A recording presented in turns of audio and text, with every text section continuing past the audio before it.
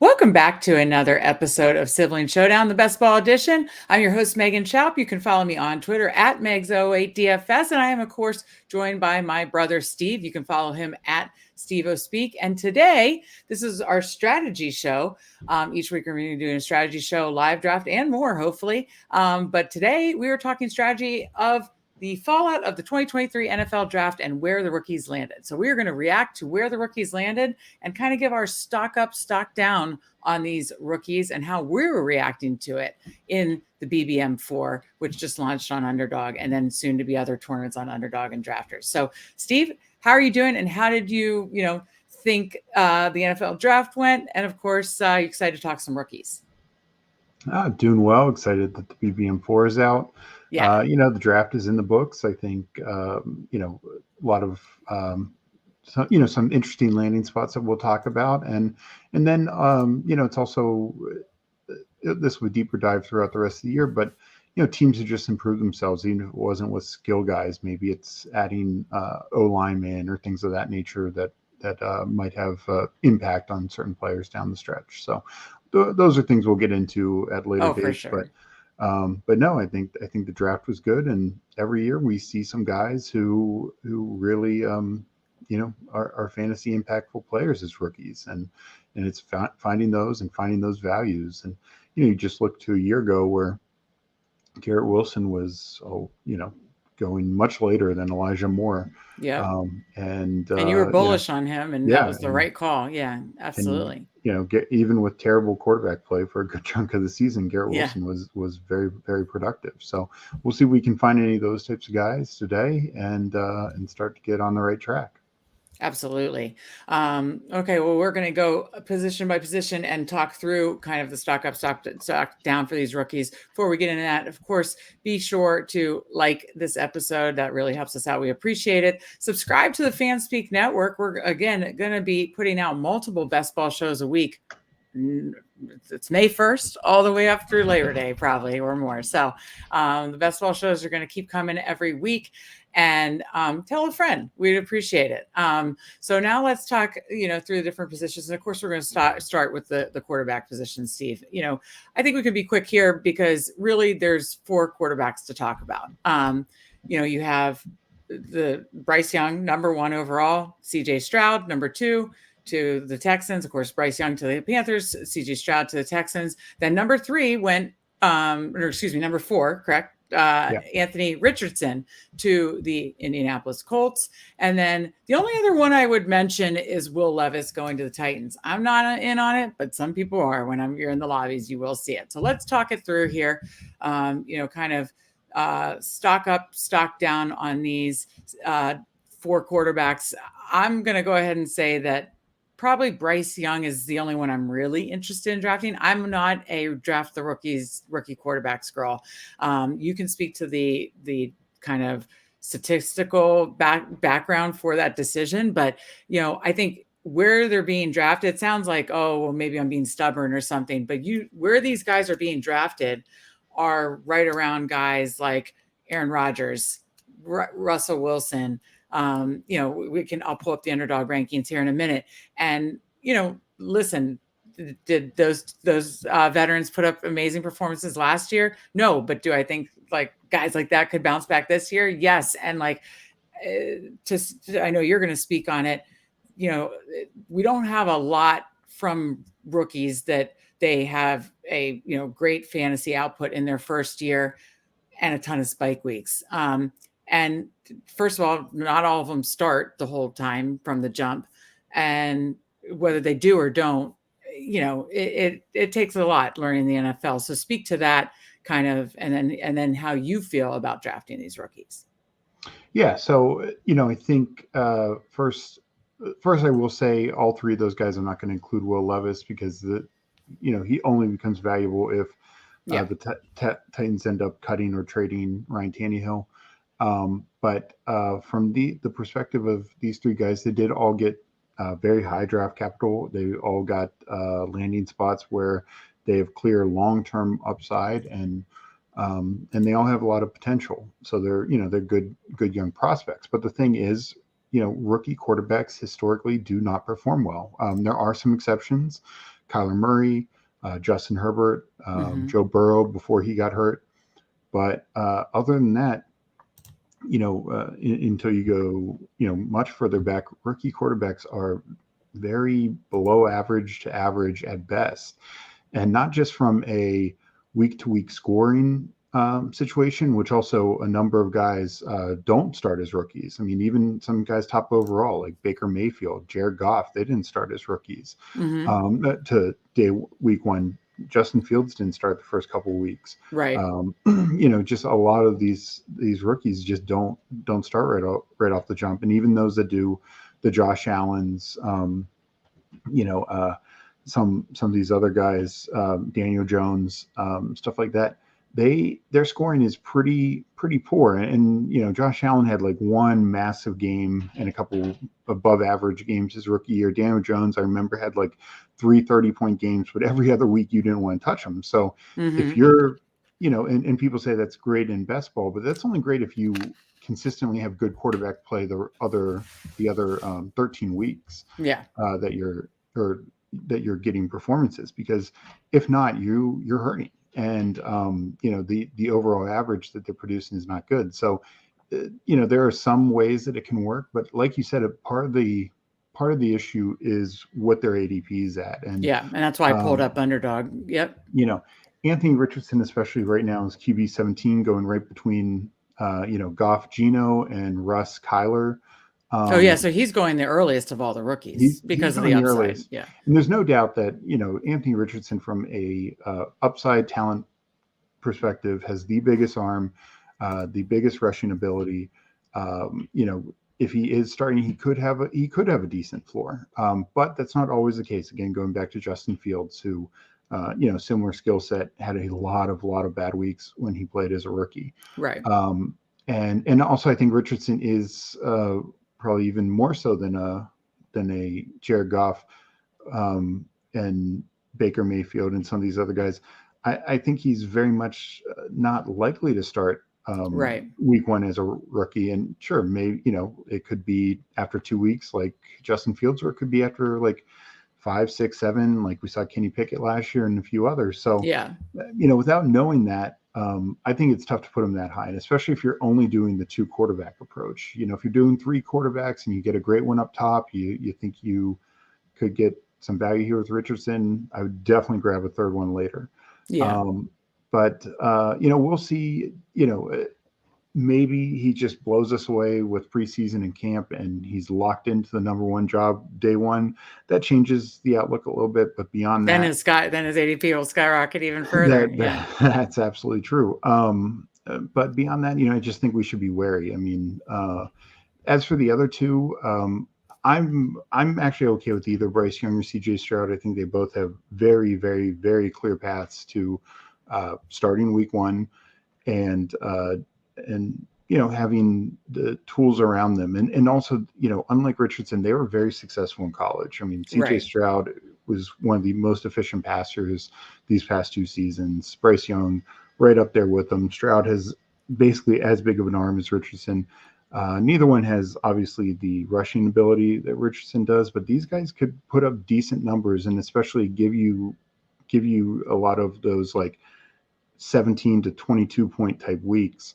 Not a ton. I don't think they're necessarily going to be in the top 10 in scoring at the end of the year, but I think they're going to be able to produce 5, 6 of those types of weeks if they're starting every week. And Right. that's just not something you will necessarily see in Richardson. Even their floors, I think, are going to be better. So I feel Sure. a little better about them. I'd still probably approach it with the three quarterback approach if I'm If if you're I'm choosing a drafting one of rookie, them. Yeah. just because the consistency that we've seen from these guys, doesn't matter who it is very up and down as rookies. I mean, again, Herbert and Burrow and Murray are like the three Outliers. exceptions to Yeah. be consistent starters. And Absolutely. they'd have a bad week or two, but they were much more in line what you would expect with veterans. Right. Absolutely. And just to make a point, kind of about where you're getting, the whatever, position round, whatever, but we're talking about quarterbacks right now. You got to kind of look at, and we'll hammer this kind of all throughout the best ball season, probably in every strategy show. Steve and I talk about best ball, we talk about our best ball portfolio. It's like the stock market. It's like your stock portfolio. And, you got to decide kind of how many shares, you're not getting shares of every quarterback. And so when I say something like, oh, I'm going to be underweight and not have much, it's just, I don't want as many shares of these quarterbacks comparatively to my others, or I may make some fades. And that's, you just have to make your own stand about, where these rookies stand in your portfolio. And just like the stock market, buying the dip or prices raising, I'm sure when camp buzz starts to hit, the prices will raise on all these guys too. But like, I just, again, have more of a problem, I think, with Anthony Richardson, and that he's going around Goff, Geno Smith, Russell Wilson, Kyler Murray, Derek Carr. And then, I can, stomach it a little more, like you said, when Bryce Young is going around Jordan Love, Trey Lance, Matthew Stafford. I'm bullish on Kenny Pickett, but so you also have to look where they're going around around that ADP. Now, right now, like I said, the ADPs are the Wild West out there. Before ADPs settle, but ADPs will start to settle, and then again, they're just going to rise and fall like the stock market, and you have to make decisions on that. So is that kind of how you see it too, and kind of making stands on kind of, if you want to be underweight or overweight? Yeah, I would just say more so than any other position we'll talk about today, and more so just in general, anytime you're talking about drafting a quarterback lower than the top 12, I just think you have to be very strategic on how you're building with making sure that you're covered, because there's a lot more extra risk. And while there's a little upside, especially when it comes to Richardson, it's tough. It's tough. And even, like, while we talk about like the, you want Richardson to start at the end, and hopefully these rookies are better at the end of the year and maybe have those spike weeks there. That's just not always the case. You look at Lamar, he didn't start the first half of the year, came in after the bye, and look, he had a lot of above average games, like 18, 19, 20 points. But I think he only had like one game of the 7 or 8 starts that he had that even reached 25 points. So it's not like you were getting this massive elite fantasy scorer that second half of the year. He was solid. He was good that second half, but he was not putting up the MVP Lamar, the back-to-back 40-point games that we saw last year from him before he got hurt. So, those types of outcomes are much, much less likely for these rookies, even as talented and as much upside as they might have. Absolutely. It just feels like every year the quarterback position gets steamed up because of the excitement of it. We get it. We're excited. We watch these guys in college, and we're excited to see what they can do in the NFL. But it just seems like a lot of people are buying, in my opinion, high on the potential.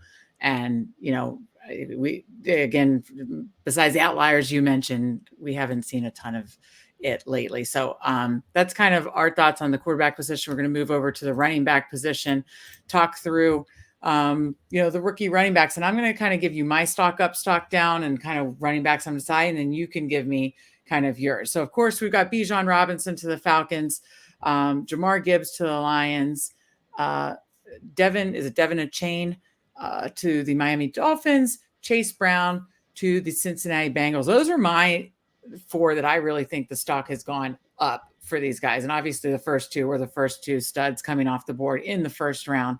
Stock down for me is I need to pull the ADPs, so we'll have to jump around and find those later. But Spears to the Titans, Charbonnet to the Seahawks. Great handcuff though, but I just do not think he's worth his ADP.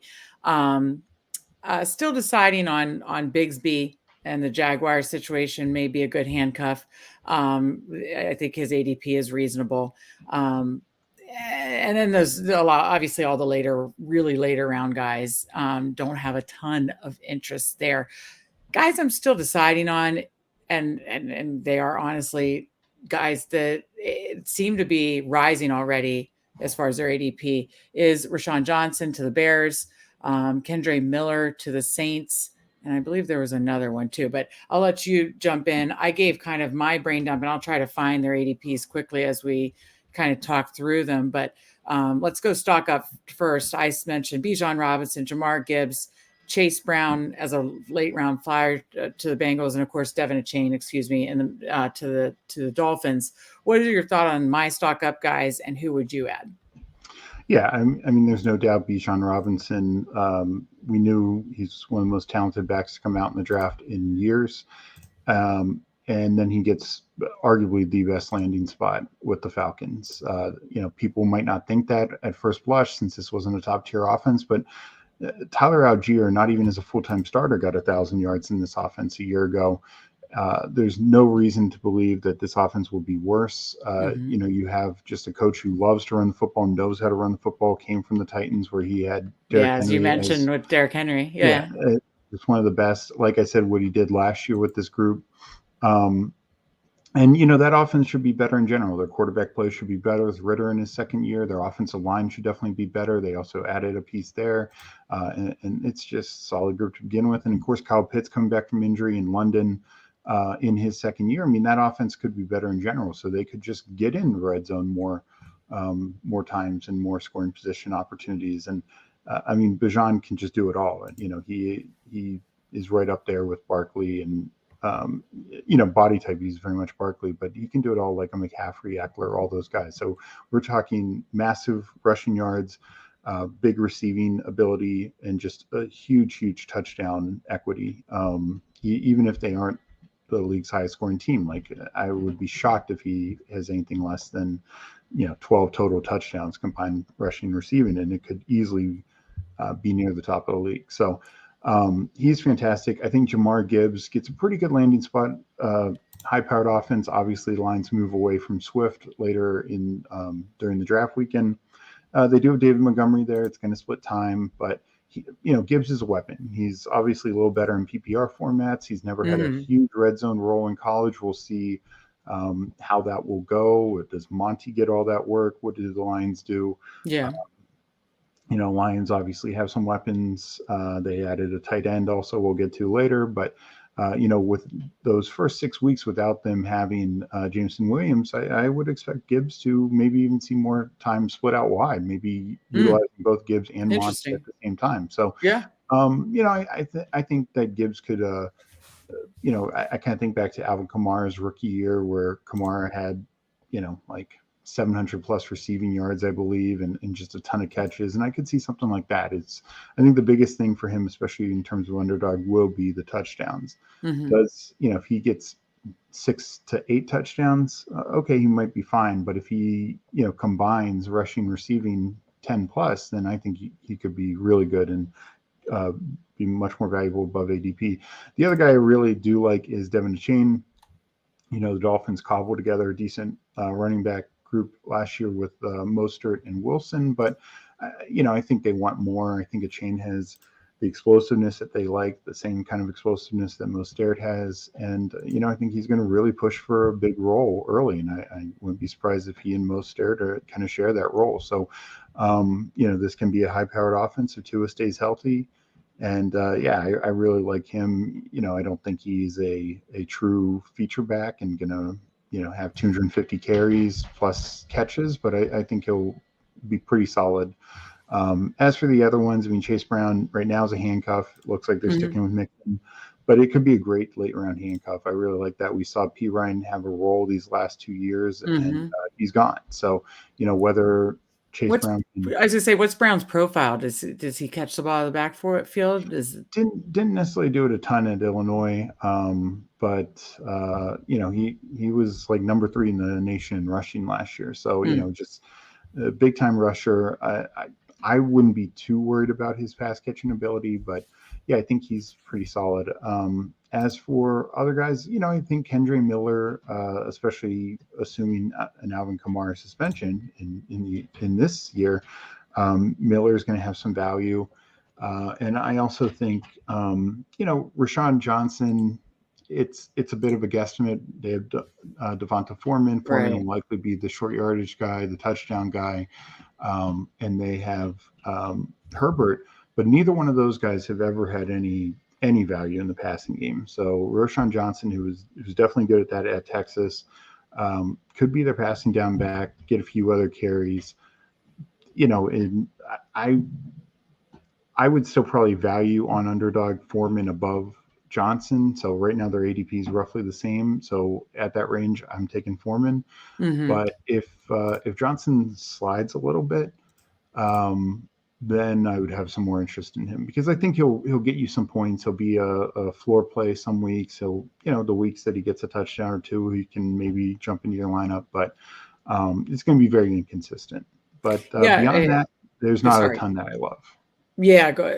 I think for Johnson, he maybe would be a better drafters play with the PPR format, right? Excuse me. Yes, yeah. I think Johnson will do a little better there. Though at the same time, the Bears last year were one of the Yeah. fewest passing attempts in the league. So who knows even Right. how No, how that valuable that that will makes be. sense. Well, I have to ask about these guys rising before we get into any other running backs and then go to receivers. When I say the stock is up on them, the stock is up in my mind for them, but the market agrees and their ADPs have steamed after the draft, jumping into some BBM4s. I mean, I was in a BBM4 that they drafted Bijan Robinson #1 overall. I'm not no judgment. I'm just saying that's what happened. Obviously, his ADP is now at 9.4, much higher than it was before the draft. I don't think Jamar Gibbs. I believe he's moved up. I know a chain has gone way up. And to speak to your point about, I believe both Kendre Miller and Rashawn Johnson have gone way up. I also have noticed that whatever their ADP says, these guys are going even higher than that. So, what's your reaction to that? Do you think it's worth it, or do you think we need to let the market settle a little bit and then kind of jump in on these guys? What are your thoughts on that? So, I think we do need to let the market settle on basically everyone but Robinson. I mean, I think you can make a case that Robinson can hit the ground running and be as talented as any back in this league. I mean, like I said, he has the potential combined to challenge Eckler for the touchdown lead. I mean, even if the Falcons aren't as proficient as the Chargers. There's just so much talent there. There's so much upside given the offense that he's in, given the role that he has, the O line that he has in front of him. Hopefully, just like I said, the offense is a little bit better this year. So, I mean, I wouldn't take him really one overall too often, but even having him as the second or third running back off the board behind CMC makes sense. I mean, the other guys, Jonathan Taylor is obviously coming off an injury, and if they are going with a rookie quarterback, their offense might struggle more. Eckler is disgruntled right now. We don't know that situation. And obviously age is starting to catch up with him. And then, Saquon was obviously great last year. Can he do it again? Can he stay healthy again? We hope so. But also that offense was not the most proficient scoring in and of itself. I think people forget that because they did play a little better down the stretch and into the playoffs. But Yeah, they help. Saquon, I think was fifth or sixth in terms of average points per game. Mhm. Guys like Jacobs are above him, Right. stuff like that. So, but in that first round range, those are the guys we're talking about, of course. And, I So think you're high Bijan's on Bijan, yeah, maybe not one overall, but you're definitely higher on Bijan and think he deserves the first round yeah, ADP. As far as the others, you would wait and let the market settle. I kind of just want to give an action item to the people about what yeah. you would do. Okay. Now the stock down before we get to the receiver again. I mentioned Spears to see Titans, Charbonnet to the Seahawks. Bigsby to the Jaguars. Some of these guys have gotten steamed up, and like there's guys like Bigsby and some of the later round guys that have not. Are there any of those? Would you agree to kind of just again let their ADPs settle if we hear any reports that we like later, or are you higher than me on some of those guys? So, I think all three of those guys in particular can be pretty talented, and if a role opens up for them, then yeah, I think you want some exposure to them. But But they're they're all really more very handcuff. yeah, Yeah. they're all very much handcuff dependent. Most weeks they're going to be like your Alexander Madison getting like 4 or 5 points at best, Hmm. and that's just not really going to cut it. Typically, if they're Especially at kind their of in a ADP. Yeah. yeah, but if they start to slide, um, We saw 2 years ago Derrick Henry missed time, and somebody off the street like Donta Foreman was very valuable. Mhm. These types of situations absolutely occur every year. So, at the right at the right situation, all three of those guys have the talent to step into the larger role, Right. um, and be better than some guy off the street. Sure. Okay. But kind of see where their ADP falls. And Yeah. if they're falling, it might make sense later. And it depends on, of course, your draft structure and how many running backs you're drafting. So I think that covers the running back position. Now let's talk through the receiver uh, rookies. And of course, there are many of them. So we're just going to, again, cover the receivers that we are kind of stock up, stock down. We're still trying to make a decision on. We're not going to cover every single one because obviously there were tons of receivers drafted as there are every year. So for me personally, stock up for me is JSN to the Seahawks, Quentin Johnson to the Chargers, Jordan Addison to the Vikings, and Hyatt to the Giants, just because I think of what his ADP is relative to, I think, what he could do.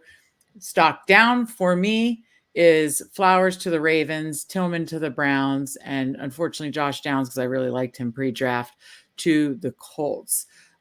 TBD, I do like Mingo to the Panthers and been giving that some thought. That's the one I'm TBD on, and then Rice to the Chiefs, just being in a high-powered offense. Is this going to be something where he is the Pacheco of last year, and then by camp we hear he's amazing and connecting with Mahomes, and then he gets steamed up, and we should jump on him now? So let's go one at a time. What are your thoughts on my stock up guys? JSN, Jordan Addison, Quentin Johnson, and Jalen Hyde. Hyde. So I'm very high on Jordan Addison. I think he gets just the best overall landing spot and competition.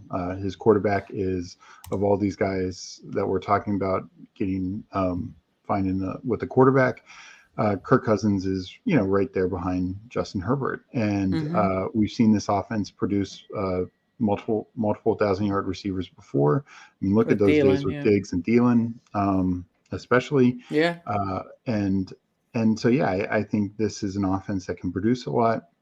I think he's a clear-cut number two. Mm-hmm. They have Hawkinson in that offense, but that's not shouldn't affect him at all. And look, the Vikings were a top 10 scoring and passing offense last year. So yeah, that's absolutely what I want. And um, next up for me would be JSN. Seattle didn't have the same number of pass attempts, but Gino had a career year. There's no doubt about that. And he was super, super efficient. Lockett and Metcalf were the two guys, but they need a third. And, their tight end situation is kind of a rotating door right Mm-hmm. now. They don't seem to throw a lot to their backs. So, yeah, I think JSN could come in and honestly even edge out Lockett as the number two receiver on that team. And it Mm-hmm. would not be surprising me if he ends up second in catches and yards on that. He's definitely going to be a little better in PPR formats, I feel like, but Right. I think he's a very, very talented guy. As for Quentin Johnson, I think his ADP is a little high for me. I did take him in a Mm-hmm. draft when I had Herbert, but it, Right. to me, he's very going to be boom bust. You're going to have a couple spike weeks and then a lot of weeks where you can't count on him at all. So if you're taking him as a top 4 or even 5 receiver, I think that's a little tough. I'd much rather him as my 6th or 7th receiver, like a better version of Traquan Thornton that we saw last year. Obviously, a much better offense to be a part of, but like we Yeah. knew Thornton was not going to be a number 1 or number 2 receiver. They just had too Right. many guys and all that. Right. And the same thing here. We know Mike Williams. We know Keenan Allen. We know what Eckler's role is. We know they do throw the tight end some. Mm-hmm. We have Josh Palmer there. They drafted a 4th-round receiver. So it could just be like a sum of parts for, everyone else not named Williams and Allen. And Mm-hmm. you could steal from them a little bit. But so, I'm fine with Quentin Johnson, but I'd like to see his ADP fall a little bit. Mm-hmm. As for Hyatt was the other one. Hyatt, There he is. He's wide receiver 60. yeah, I mean, super fast speed guy. Daniel Jones can throw a nice deep ball. the tough thing is they just have so many guys there, Hmm. and being a mid third round, there's no guarantee that you're gonna rise to the top of the wide receiver depth chart. And look, it's not necessarily a talented group, but Slayton, Hodgins, Shepard. They signed Crowder and Campbell. They have Wandale coming back. Their tight end production should be better with Waller, and of course Barkley's going to get his. So again, not the highest volume passing offense to begin with. To me, it's going to all depend on what the camp is. Like if he comes out and he's going to be a starter, yeah, I want a piece of him because he's a big play guy. He can get you some spike weeks. But if he's just going to be in this mix with 4 or 5 guys, that's a lot harder for me to get excited about in this type of offense because it's like a Quentin Johnson situation, except the offense is way less volume. Quarterback play is worse. And while the top receivers are more potentially open, like it wouldn't shock me if Jalen Hyatt is better than Yeah. everyone else on the Giants roster. It also when he's also much more raw, and it wouldn't shock me Hmm. if he just needs a year. So Right. it's a I will tougher say situation. out of those guys, you could get him a little later. So, Yeah, it might be worth a few shares now in case he does get steamed up during, the training camp, preseason portion. Because that can happen. George Pickens last year, I didn't have any shares of Pickens before the training camp preseason, and then his ADP just was to the moon, and yeah, he didn't, match the performance of his ADP, but he showed that he does have some talent, and that's why I'm high on him this year. yeah, But yeah, that's just an example of what can happen to some of these rookie receivers once camp and preseason games start. Is they can really skyrocket. So you need to make decisions on that now. Where do you stand on Mingo to the Panthers and Rice to the Chiefs? yeah. I'd also add Jaden Reed Okay. Yep. to this mix mid second round. Mingo's right here. Uh, Mingo, Reed, and Rice. I think we're all Mingo high second round, but the other two in the mid second round. Um, Reed, Mingo yeah, the Reed's they lower at they have 201. they have Thielen and they have DJ Shark, but beyond that, we're talking guys like Terrence Marshall, which was a former staff, Laviska Shenault, who is receiver in name only. I mean, he only catches Hmm. screens, Yeah. so it's definitely open for him to be in the mix in the top three. And, um, I would have the best feeling that Thielen is the number one there. But, Mingo could be a physical outside receiver, a big slot for them. I think he's interesting. And like we talked about with quarterbacks, I think Bryce Young, they could have a pretty functioning offense with him. He's a good distributor, good quarterback. So I'm not too worried about that. When it comes to Jaden Reed, you know, Christian Watson, I think, is their number one, and Romeo Dobbs, I think, is going to play a lot. But remember, they lost Lazard, Cobb Hmm. left, the other rookies, and obviously Samuel Watkins was a mess last year. So, the Reed has higher draft equity than Dubs did, roughly the same, Hmm. just a little behind Christian Watson. So Oh, he Dubs was might end, another one rookie that got steamed big time during yeah. the So preseason. he might end up as the clear number two on that team. And sure, we're now talking about a quarterback difference in Jordan Love, but uh, if you're getting him fairly late, I don't mind looking into him. And of course, Rasheed Rice, I think, we know Kelsey's the number one on that team, but this is a team that obviously throws as much as anyone, they score as much as anyone. So, any pieces that you can get are interesting. And while I think we all kind of project Tony to kind of break out here, yeah, they were aggressive and got Rasheed Rice. I mean, that tells us something. They like him. They want him. He's a contested catch guy. Could kind of fill in the role, maybe a little bit of Juju, just somebody Hmm. to just be a chain mover for them and have some red zone value because Sky Moore is kind of small. We'll see. Hopefully, he has a good second year and gets going. But that's a wide receiver group with a lot of if somebody can make a move, if you become Patrick Mahomes' best friend, you're in a good spot. Well, I was going to say, just to speak to those last three, I think those would be kind of the takeaways for the stock up, stock down on the receiver class. Would be those would be three that you can right now, if you are deciding to do some BBM fours or any kinds of underdog drafts that come up here in the next month or two. Those would be ones I would definitely take shots on before training camp and preseason starts, because if there is major camp buzz, those Yeah. are guys that could skyrocket. And those would be ones that, like you just mentioned, why the potential could be there. If you're kind of jumping ahead of the skyrocket of their ADP, I think it makes a lot of sense to target those guys now. The other guys I mentioned that we're high on, so is everybody else, and so their ADP has already skyrocketed. And I'm talking JSN, Quentin Johnson, Jordan Addison, not as much Jalen Hyatt. Jalen Hyatt's another one you could take now if you want to hypothesize that he could have a great camp in preseason. But those other ones, you have to kind of pay for it now. Would you let I know the answer to this, that of all those three, JSN, Johnson, Jordan Addison, I know that Jordan Addison would be your favorite at ADP. Am I right on that Yeah. one? Because I No, think it's the best absolutely. value. He's the best value. I mean, I think he's the receiver that comes in the most pro ready, the best route runner. And again, like I said, goes to just such a great situation.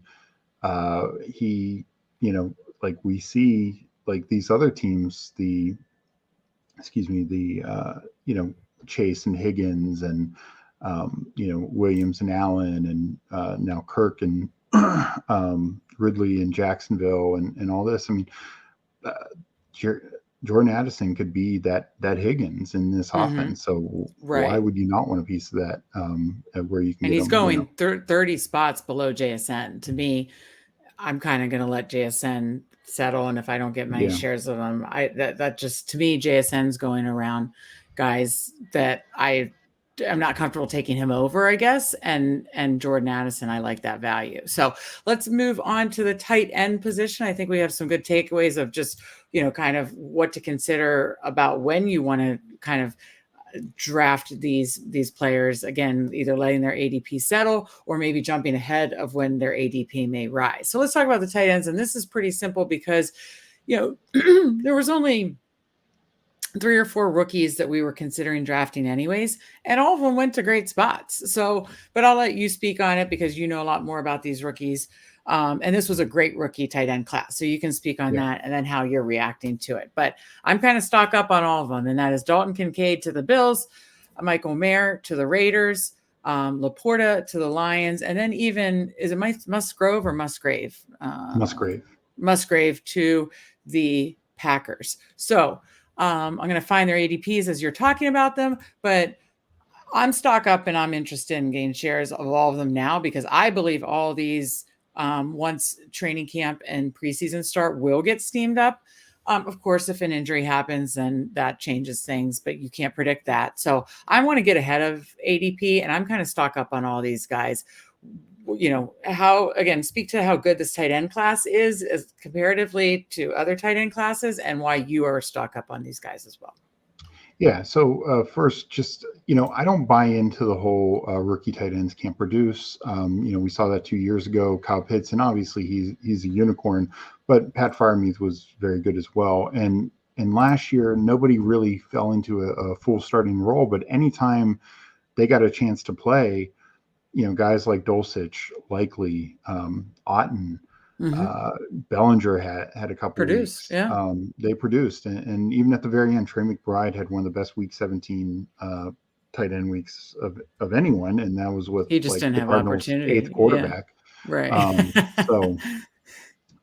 So yes, this class is extremely talented. And while I would not put anyone at the Kyle Pitts level, I think these are Right. the Zach Ertz, the Dallas Goddard's, the Pat Freiermuth for sure. I mean, those types of good tight ends, and one or two might be the next, Hawkinson or even Kittle. And here's the other thing: so much of tight end is about where they are. If I mean, Travis Kelsey's always been great, but he went from Alex Smith to an even better situation with Patrick Mahomes, and all part of being in an Andy Reid offense. It's all about where you are. And like you said, these guys go to some pretty good landing spots. Kincaid, what's interesting, they already have a tight end there in Dawson Knox, but the sounds of it, they're planning on using him as just like a big slot. And he's going to be on the field a good amount. And I'm sure he'll get some tight end snaps also. But we're talking one of the top offenses in the league. We saw what Cole Beasley did as a small slot in this offense a couple years ago. Now if you're telling me Dalton Kincaid could get what the targets that Cole Beasley got, 2 years ago and 3 years ago, yeah, sign me up, because he's then going to bring the touchdown equity that Beasley never had. Right. Great point. Laporta last year, the Lions got by with no real tight end play. They traded away Hawkinson. They were going with guys like Brock Wright and Zalestra and all those types of guys. Yeah. And, Laporta is, you played a terrible college offense. Iowa, I mean, their points per game might have been 7. But he's very talented. And, that's why he did get overlooked a little bit in pre-draft stuff. He goes to one of the highest scoring passing offenses. And like we talked about before, for 6 weeks, no Jameson Williams. Amon-Ra is there. I think Jameson Williams, when he comes back, can be a weapon. But their other receivers are guys like Chark and Reynolds, and nobody special. It's not even like they have a true like top third guy, like say the Bengals do with the Tyler Boyd or something like that. Right. So the third receiving role could end up being Laporta. Right. So I think that's very intriguing. And then you look at Michael Mayer. He was tight end 1 for most people, and probably the all-around tight end 1 with his blocking and all that. Right. Not as athletic as some of these other guys, but he can be very good. I mean, again, look at the Pat Freiermuths, look at some of these other guys. He goes to, again, what I think is a pretty good landing spot. You have the Raiders, Jimmy Garoppolo. Yes, they have multiple. Jimmy likes his tight ends. Yeah. Jimmy likes tight ends, and so does Josh McDaniels. I mean, absolutely. New England Patriots. It's a great point. And then when he was in Denver, they had a pretty good tight end in Thomas. So, I think it's a good spot for Mayer as well. And, Darren Waller, like it wasn't talked about, but Darren Waller, the last 6-7 weeks when he actually was healthy, was putting up not like a lot of spike weeks, but consistent like 12 to 15 points in those weeks. So yeah, getting targets. Yeah, absolutely. So, I think this is a good situation. There's no competition there with just Austin Hooper. Finally, talking about Luke Musgrave, again, athletic, big tight end. In college, got injured. That's why he probably wasn't drafted as high. Goes to Green Bay. I mean, this is the best tight end Green Bay's had in pretty much a decade. It seems like. So, a lot of potential there for him to become Jordan Love's safety net. The interesting thing is they did draft another tight end in the 3rd round, Tucker Kraft, but Kraft is probably a better blocker, smaller school guy, definitely some upside, but I'm going to believe that Musgrave's the guy. I mean, we saw the Ravens draft 2 tight ends last year while already having Mark Andrews. Obviously, likely the pass catching guy was the guy who could fill in for Andrews and be the guy you wanted. I think that's Musgrave here. I will mention one tight end to watch. I'm not really going to draft him now, but I think we need to start looking at reports, and that's Luke Schoonmaker to Dallas. 2nd round draft capital. Right now, it's just Peyton Hendershot and Jake Ferguson, who was, I believe, a 4th rounder last year. They were not that great when Dalton Schultz was out. So we know this offense likes to throw to tight ends. I know there's a new offense coordinator there, but if we get reports that Schoonmaker locks down this starting role, I think there's value there. So yeah, especially at the ADP you're getting, it's tight end 34, ADP 213 right now. So would you touch Darnell Washington to Pittsburgh with Freiermuth there, athletic tight end out of Georgia, but no, I think that's a great summary. I mean, the summary is really, we're kind of stock up on all these tight ends outside of Darnell Washington right now, of the 4 or 5 that we mentioned. And, for the ADPs you're getting at, Schoonmaker is the lowest that you're interested in at 213, Musgrave 213, Laporta 199, Mayer 162, and Kincaid 147. Now, I will say, again, Kincaid has gone up Yeah. shot up since the draft going to Buffalo. Mayer's even raised a little bit. Laporta has definitely raised going to Detroit. So they're already raising. They're going to probably continue to spike. What would you say to that? Would you still say no, draft them now, draft them early and often, or would you say let it settle? I guess how would Yeah. you react to that? So what I would say is, to me, it's still not raising to a point that's prohibitive. I mean, Sure. Kincaid is going between Greg Yeah, because look Dulcich who they're going around. Right. and the Right. combo of Taysom Hill and Juwan Johnson. Right. Greg Dulcich, I like as a second-year guy, but again, he's Yeah. a new coach, new offense. He just traded for his old friend Adam Troutman. The Saints did so, and Oh, they still have Albert O there. Obviously last year Nathaniel Hackett didn't like Albert O, but who knows what Sean Payton does. So I like Dulcich, but I think Kincaid's just in a better spot there. And same thing with Mayer, sandwich him between Higbee and Everett, and Gesicki's going to be the number 2 in that team. Like, yeah. yes, I definitely want Mayer Over. there, Yeah. and I just think Mayer has a higher.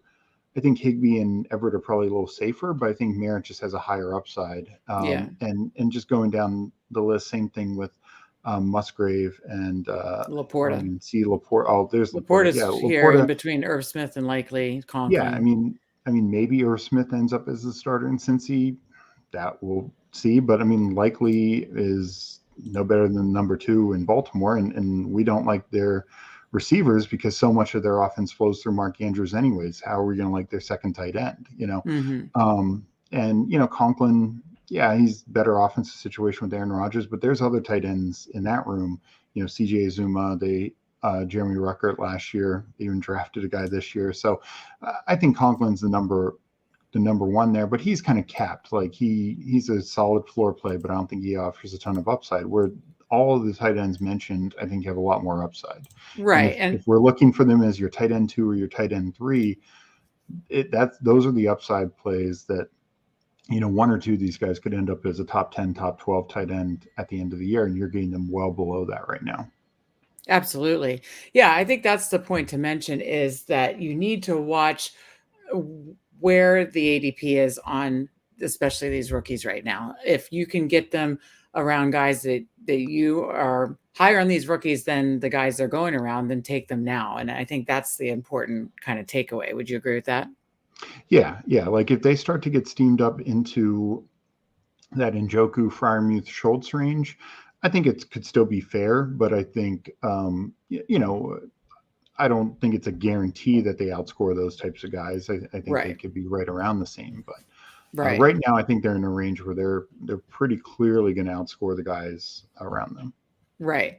Well, we're going to have articles on this on fanspeak.com. Check that out. I'm going to be breaking down this week kind of everything we talked about today in written form, stock up, stock down on these rookies. Steve's going to be going through all the positions and the rookies in more depth. And again, we're going to be having a ton of best ball articles and content on fanspeak.com. So be sure to check that out starting this week all the way through the summer. We're really looking forward to it. We are going to jump over to another show and get ready to do our first BBM for draft of the season. So we are very excited. So thank you guys so much for joining us for this rookies breakdown. Again, check out fanspeak.com for articles like this episode on your way out, and we will see you next time.